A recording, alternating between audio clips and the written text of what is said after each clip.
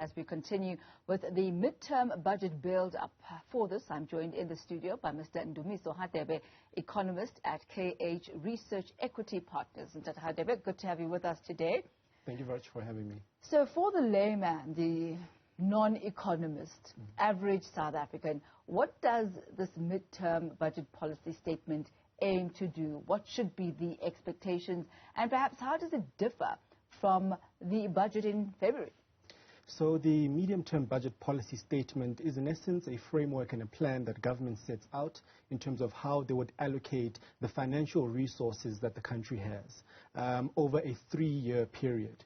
The difference between the medium-term budget policy statement, which colloquially is referred to as the mini-budget, versus the budget that we have in February, is that the February budget is an annual budget. So it means that for this year's fiscal allocations, these are the resources that we are deploying in various departments. Whereas the medium-term budget policy statement, its time horizon is over a period of 3 years, and it's set to have more of a, as it says, a medium-term outlook, given certain changes that may happen, and I guess in this instance, given the realities of COVID and so on, to make provision for such scenarios as well.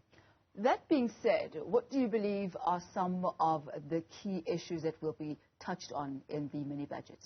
Well, there are quite a number of issues. I think the first thing that will be important to really highlight in this context, in terms of incidences that have taken place from the previous MTBPS to now, it has been the rebasing of the South African GDP. Now, what that has done is that we have found that based on statistics computations, the South African economy has grown larger by 11%.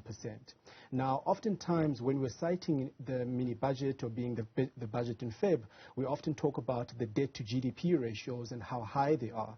Now, in this instance, because of the rebasing and the fact that the South African economy is 11% larger, it does not necessarily mean that we're borrowing less. It's just a question of being able to compute all of the GDP data in terms of a base year that has consistent prices. Because if, for instance, if we're running our economic analysis on prices from 1992, the price of bread in 1992 was different versus the price of bread in 2020. So that's the whole importance of that exercise. That's on the one side. The second side will be the performance of the South African economy when it comes to tax receipts and the consequence of that. That being important, being SARS had just mentioned this week that they had actually collected over 30 billion rand more than what was estimated, and it would be important to see the role that that plays given the many priorities that presently present themselves of the medium term. The third being, because of this higher than anticipated tax receipts and the contingent liabilities from the government guarantee schemes that were put forward for smaller firms, the vaccination rollouts and other renewable energy projects and so on, where are all of those issues located at a monetary level in terms of making the necessary allocations for that in the medium term? So how can this medium-term budget policy statement directly affect the lives of South Africans? We've spoken about the various dynamics that we've seen unfolding in the country. So this is the time then for South Africans to listen very closely to see what changes are going to be made that will actually directly impact their lives. So some of the most important changes relate specifically in relation to education, housing, and of course the basic services as it relates to sanitation. Oftentimes we hear many of our communities on the ground saying that they need more provision for housing, they need better access to sanitation and water and so on. This medium-term budget sets out that plan. So for instance, you might find that being the Department of Human Settlements or even at a local government level, they might say that in terms of this year's budget, we don't have the finances to be able to roll out that kind of infrastructure project, but perhaps you can look at a funding model over the medium term. And this is precisely because government plans its resources over the medium term. So it can affect ordinary South Africans by whether or not they're able to receive a particular service now or over the medium term in this instance. Let's park it at that just for now. Mr. Hadebe will continue with all of this budget speak in just a moment. We turn our focus once again to the midterm budget policy statement. We're building up to that moment. It's about 10 minutes away. Joining us in studio is Mr. Ndumiso Hadebe, Economist at KH Research Equity, helping us to break this down into more tangible pieces. So who is involved in the compilation of this midterm budget policy statement. Yes, indeed, it is delivered by the finance minister, but there's a lot of input from various stakeholders. There are indeed a number of inputs from various stakeholders, which include, of course, the main custodian being National Treasury itself, but of course members of cabinet in their various portfolios and various departments as well, in terms of the petitions that they make, in terms of resource requirements that they would need for the plans that they have. As you would know, that many departments have various master plans to respond to the President's Economic and Social Recovery Plan, and they conceptualize it in a certain way, and as a consequence of that, they then put forward certain requests, certainly long before October, which is often when the medium-term budget policy statement is put together, in order to ensure that National Treasury is then able to run the requisite balancing act as to what is apportioned to which department.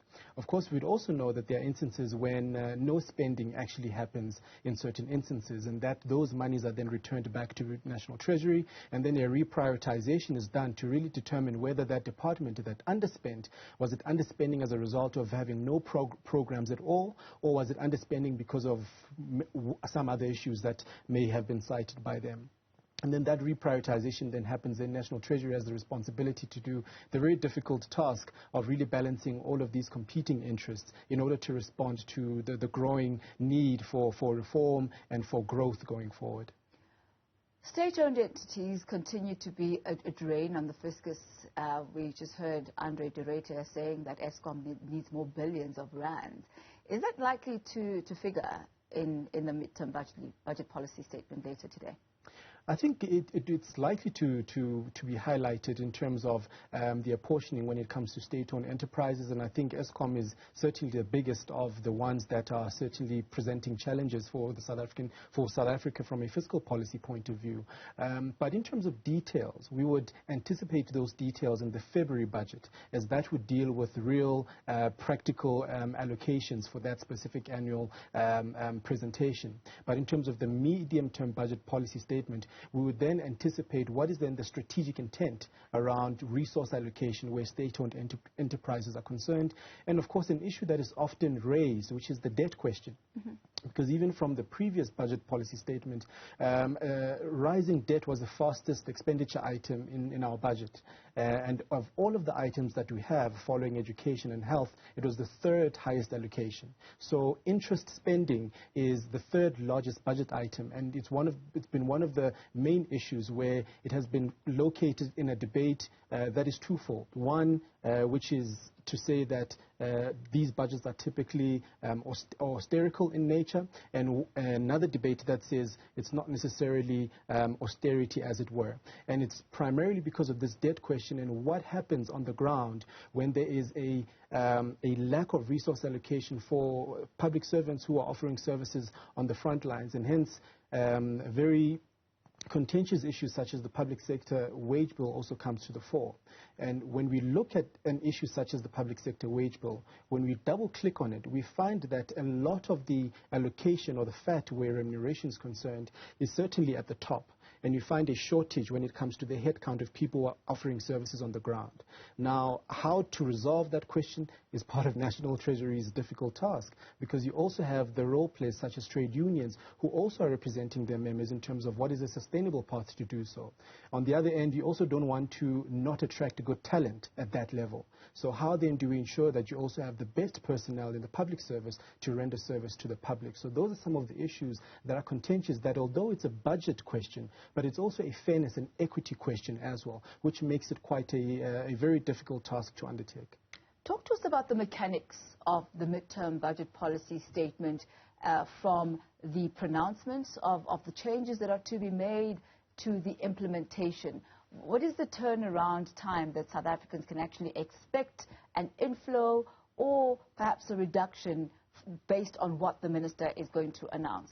So the medium-term budget policy statement is indeed a strategic framework and somewhat of a forecast as well. As you would note in some of the National Treasury reports, the assumptions that are put into the medium-term budget policy statement is, for instance, assuming that in the next 2 years we would have generated a revenue of 1.1, 1.5, 1.6 trillion rands in revenue from SARS through the National Revenue Fund.